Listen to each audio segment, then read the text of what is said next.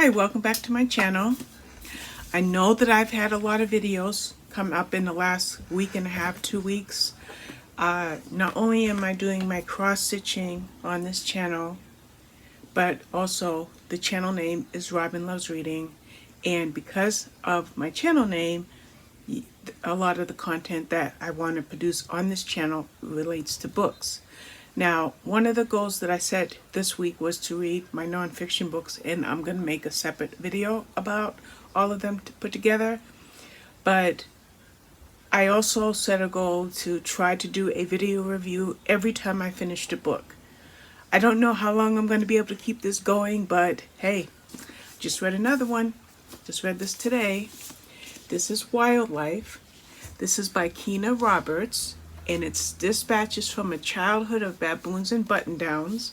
Now, as I have been mentioning in my most recent videos, especially all the ones for nonfiction books, I have mentioned that I have been getting ARCs from Print ARCs, advanced reader copies, from publishers for the past 2 or 3 years.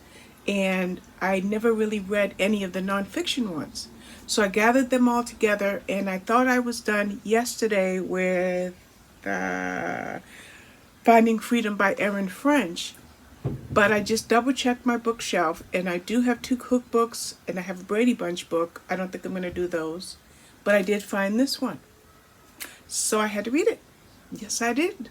Yes, I did. Now, this says Dispatches from a Childhood of Baboons and Button-Downs, right?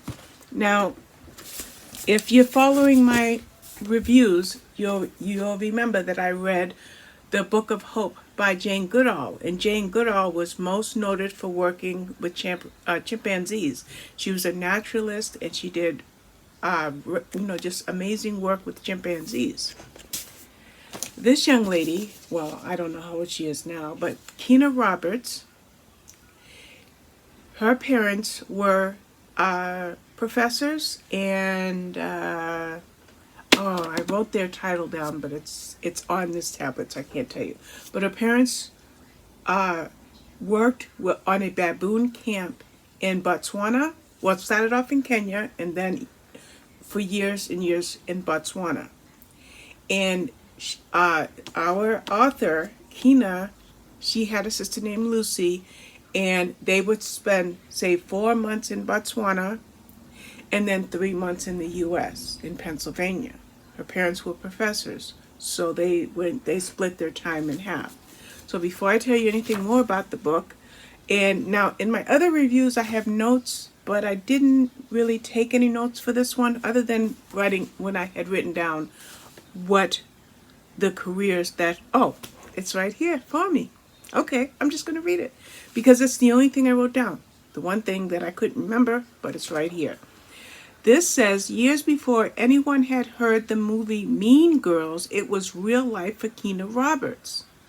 Raised by primatologist parents, and that's the term that I couldn't remember. Her parents were professors as well as primatologists. Raised by primatologist parents, she and her sister spent most of their time in a rustic island camp in National Wildlife Preserve in Botswana, tracking baboons through the bush as even they themselves were tracked by lions, treed by buffalo, or chased by elephants. Whether she was visiting snakes in the family's laundry room or laundry sink, or solo piloting a motorboat at age 10 through a river full of angry hippos, Keena grew up with a sharp awareness of the intricate ways that danger and beauty coexist in the natural world, and a deep love for the wild African landscape she called home. But once a year, she and her family had to make a return trip to America, where for several months she had to hone her survival skills in a much more treacherous environment, the social hierarchy of a ritzy Philadelphia private school. She and her peers were flummoxed by one another. Not only did she not understand the appeal of the late 1990s pop songs or TV shows, she had shaggy hair and too many pocket knives and hated wearing shoes. Dreamer, reader, and adventurer, this young woman from the bush was far more comfortable dodging real-life predators than navigating the cliques of spoiled high school field hockey players. a funny, tender, fish out of water memoir about coming of age across national and cultural divides. Wild Life is by turn heartbreaking and hilarious, and ultimately the story of a brave and sensitive girl desperately trying to figure out if there's any place she belongs. And this is our author, Keena Roberts. And I tell you, I'm floored by these books that have been sitting on my bookshelf. And when I say that, here's the packing slip for this book. I'm trying to find the dates. I know look at. Can you see that? It's a little blurry. 2019. Yes, it's been sitting on my bookshelf since 2019.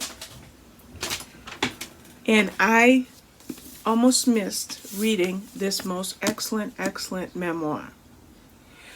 I found it on my bookshelf last night and I picked it up this morning. I read, just like I read my book before this, Finding Freedom, I read a couple hours, took a nap, and then read a couple more hours. I did the exact same thing with this. I read 2 hours, took a nap, and read 3 more hours.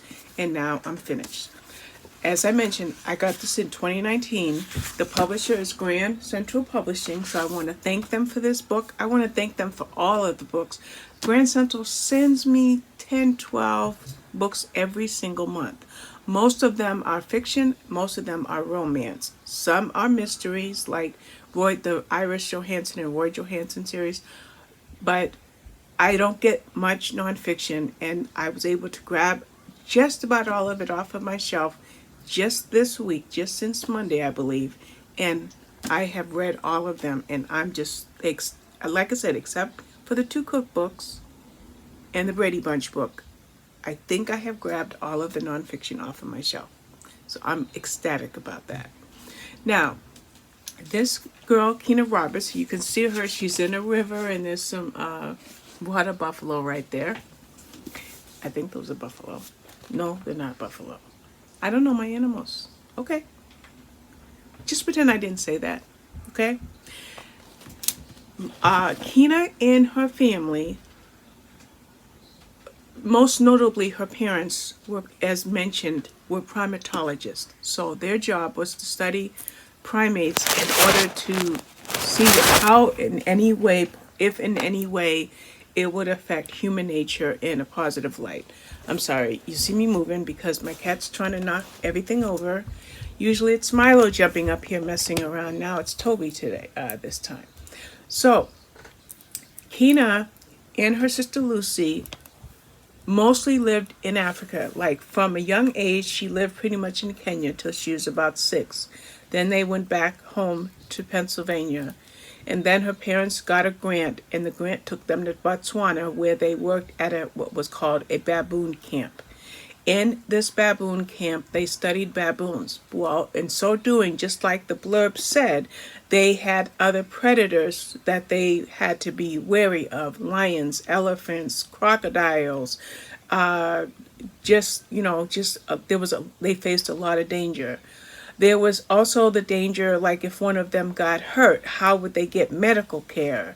How would they speak the language? Like, for example, one of the languages of one of the guides that worked with them, Keena tried to learn that language, but they speak that African language with a click. And it was determined that you can only speak that language if you were born speaking that language. So you have communication, you have predators, you have disease, you have risk. But her parents loved what they did. And while they lived in Botswana, Keena and her sister Lucy were mostly self-taught, but also home-taught by their mother when she wasn't out there doing her research. One thing I loved about Keena is she was an avid reader. I mean, she read books by just book after book after book. And her father always made sure that she had plenty to read. She was mostly into fantasy, but she read, and I think she said she also read all the Harry Potter books while she was out there on the plains. So I respect that highly of her. As a matter of fact, sometimes when she would go back to America, go back to the private school, they would worry about her academics, and she's like, well, just test me, I'll be fine. And she always scored high, very, very, very high, whether it was testing, whether it was a final, whether it was an SAT. She's a very intelligent young woman. What else? Oh, and also the beginning part said that, what did it say? It said that years before anyone had heard of the movie Mean Girls, it was real life for Keena Roberts. Well, Keena Roberts was known as the Ape Girl. Now, for just a fact is, baboons are not even apes, they're monkeys. But she was called the Ape Girl. So whenever she would go back to Pennsylvania to the private school, she was bullied. She had experienced a lot of bullying. And that's why the reference to Mean Girls came up in the blurb. So she had to navigate life in America, which should have been safe because there were no wild animals. There were, there wasn't a language barrier and things of that nature, but yet the girls that she went to school with were cruel and nasty, and they gave her a hard time.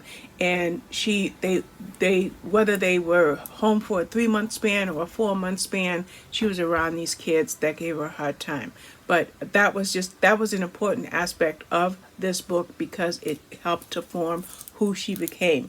She became a remarkable woman. She went to Harvard. She works for oh my goodness, what is she? Public health. I had to peek. She's in the public health field after going to Harvard, after getting all her degrees, and she's just an amazing woman. So that is Wildlife by Keena Roberts. I think I'm just going to upload this video. I don't think I'm going to stick the book cover on it because I've held it enough that you know what it looks like. But I love this book. I'm so glad that I found it last minute before I went to bed last night. And I got up this morning and I started it, and now I'm finishing it, and I'm really happy. And I hope that you'll be interested in reading it yourself. Now, I am going to put the link in the description below, but don't hesitate to look at your online or your physical library because I got this as an audiobook via Hoopla. So I was able to listen to it, but I have this thing right here. It's on my right. It's called a reader. It looks like an easel, but it has something to hold the pages open. So as I was listening to it, I was advancing to the chapters. So I with almost every single nonfiction arc that I read this week, I did that. I read and I followed along with the book, even though like I was cross-stitching at the time, like I am working on a pattern. I'm working on this, but everything is right in front of me, and I was able to just grab it. So that's it for now. My next video, I am going to summarize all of these nonfiction books, but I want to thank you for watching, and I hope that I piqued your interest with this book.